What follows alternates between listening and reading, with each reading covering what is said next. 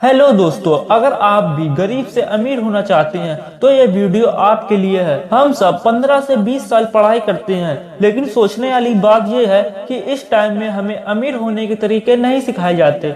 ना तो ये चीज हमें स्कूल में ना तो कॉलेज में नहीं सिखाई जाती है। इसलिए आज मैं इस टॉपिक में एक बहुत ही famous book rich dad poor dad से कुछ लेसन आपके साथ शेयर करने वाला हूँ। Rich dad poor dad book ने बहुत सारे लोगों की लाइफ चेंज करी है। ये हमें 6 स्टेप बताती है रैट रेस से बाहर निकलने के लिए। आइए सीखते हैं गरीब से अमीर बनने के लिए हमें ये 6 लेसन क्या सिखाते हैं। जब रोबोट 9 साल के थे, उनके स्कूल के बच्चों ने एक पिकनिक रखी।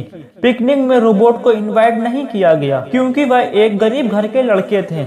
इसी बात को रोबोट ने इतना हर्ट किया कि उन्होंने तय कर लिया उन्हें अमीर बनना है। इस पूरी जर्नी में उनके दोस्त साथ में थे। एक उनके दोस्त के फादर थे और दूसरे उनके रियल फादर थे। रोबोट के जो रियल फादर थे वह उन्हें पुअर डैड कहता था और जो उनके दोस्त के फादर थे वह उन्हें रिच डैड कहता था और उनको अपना गुरु मानता था। उनके पुअर डैड एक टीचर थे जो पीएचडी पास थे और उनके रिच डैड 8वीं पास थे, बिजनेसमैन थे। रोबोट ने देखा दोनों डैडों की सोच एक दूसरे से बिल्कुल अलग थी। उनके पुअर डैड कहते थे, बेटा अच्छे से पढ़ाई करो ताकि आप किसी बड़ी कंपनी में जॉब कर सको।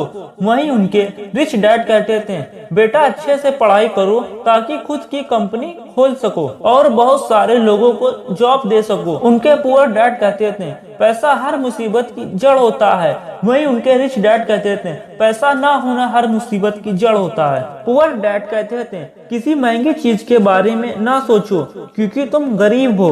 वहीं रिच डैड कहते थे, अगर तुम्हें कोई महंगी चीज चाहिए तो सोचो कि तुम कैसे इतना कमा सको कि तुम वह चीज खरीद सको। रोबोट ने दोनों की बात सुनी और अपना दिमाग यूज किया और रिच डैड को फॉलो किया जो उस वक्त बहुत गरीब थे पर आगे जाके अपनी एरिया के सबसे अमीर आदमी बन गए। रोबोट भी उनकी सिखाई बातों से बहुत अमीर बना। वहीं उनके पुअर डैड हमेशा पैसों के लिए परेशान रहे। रोबोट के रिच डैड ने ये 6 लेसन बताए हैं।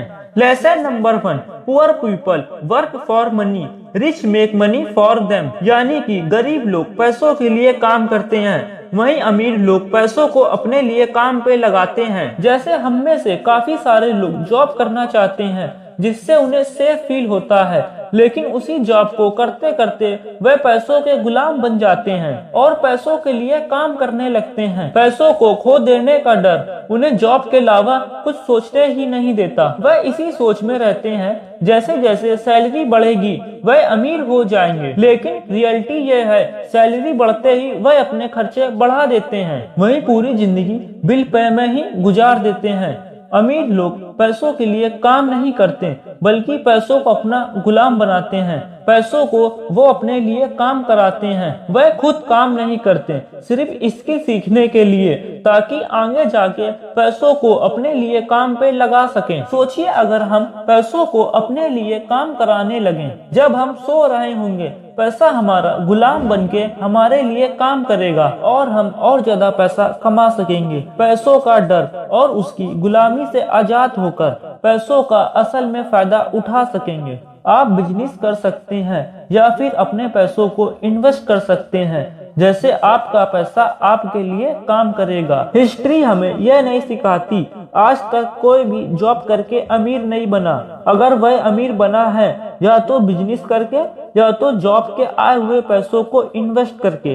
अगर यह कॉन्सेप्ट आपको मैं आसान भाषा में समझाऊं तो जॉब को ले लेने को अपनी मंजिल ना समझिए बल्कि एक रास्ता समझिए जो आपको आपकी मंजिल तक ले जाएगा। आखिर में याद रखें, अगर आपको अमीर बनना है तो पैसों के लिए काम नहीं करें बल्कि पैसों को अपने लिए काम पे लगाएं।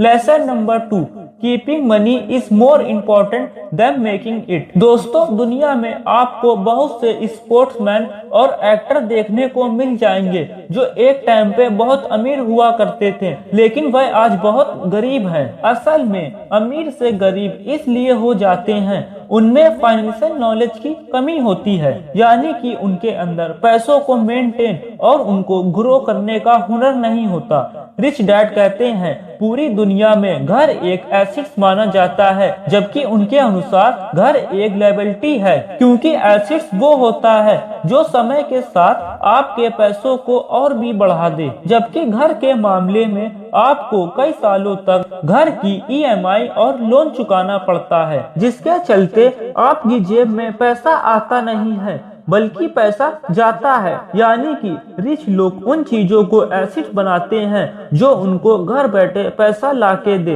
वह कहते हैं अमीर बनने के लिए सिर्फ पैसा कमाना जरूरी नहीं होता, पैसों को कमा के उनको मेंटेन करना और उनको ग्रो करना यह सबसे इम्पोर्टेंट होता है।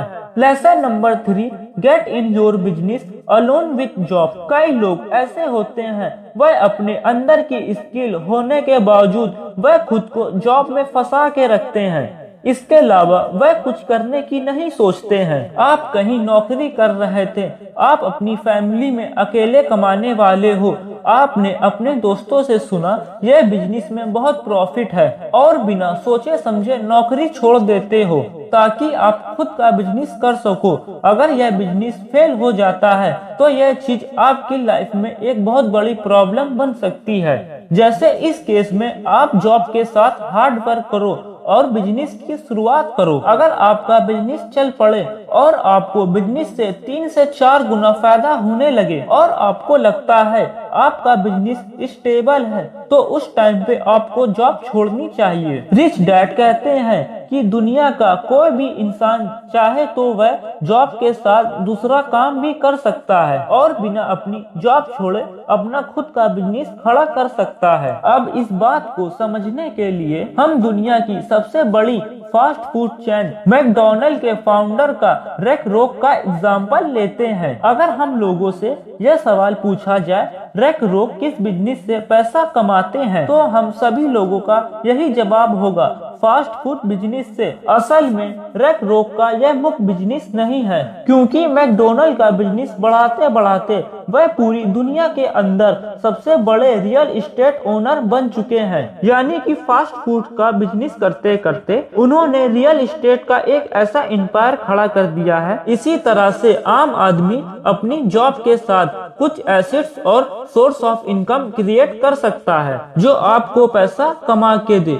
दोस्तों, इसके लिए रोबोट ने कुछ एग्जाम्पल दिए हैं, जैसे बिजनेस शुरू करना, स्टॉक मार्केट में इन्वेस्ट करना, रियल एस्टेट में पैसा लगाना। इनमें से एक तरीका अपना के आप अपने लिए इनकम सोर्स बना सकते हैं। Lesson number 4, taxes are for only middle class and poor. दोस्तों, इस लेसन में रिच डैड टैक्स की हिस्ट्री बताते हुए कहते हैं टैक्स असल में अमीर और गरीब के बीच मौजूद फर्क को खत्म करने के लिए बनाया गया था।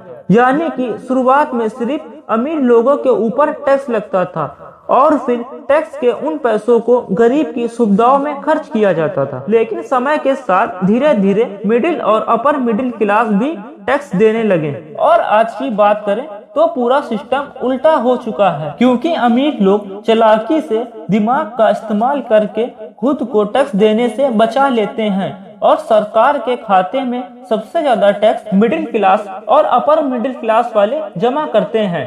बड़े बड़े बिजनेसमैन पैसा कमाते हैं, फिर अपनी जरूरत को पूरा करने के लिए पैसा खर्च करते हैं और लास्ट में कुछ बचता है वह उन पैसों से टैक्स भरते हैं, जबकि मिडिल क्लास और अपर मिडिल क्लास पैसा के कमाने के साथ टैक्स भरते हैं और अंत में जो बचता है वह उन पैसों को अपने ऊपर खर्च करते हैं। Lesson number 5, the rich invent money. Robot के रिच डैड कहते हैं जो लोग बाकी दूसरे लोगों से अलग होते हैं वह अपनी जरूरत पूरी करने के लिए नहीं बल्कि दूसरों की जरूरत पूरी करने के लिए काम करते हैं।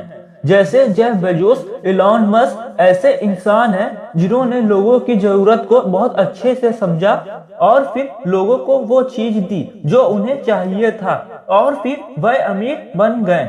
देखो, आइडिया तो सभी के माइंड में होता है और कई बार तो ऐसा आइडिया होता है जो अब तक इन्वेंट भी नहीं हुआ है, लैक ऑफ करेज और सेल्फ डाउट की वजह से लोग कभी भी अपने आइडिया को दूसरों के सामने प्रेजेंट नहीं कर पाते।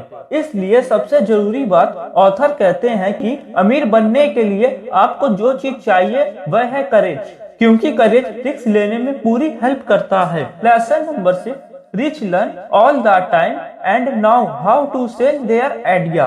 रोबोट कहते हैं आइडिया होना काफी नहीं है, आपको लोगों को अपना आइडिया बेचना आना चाहिए।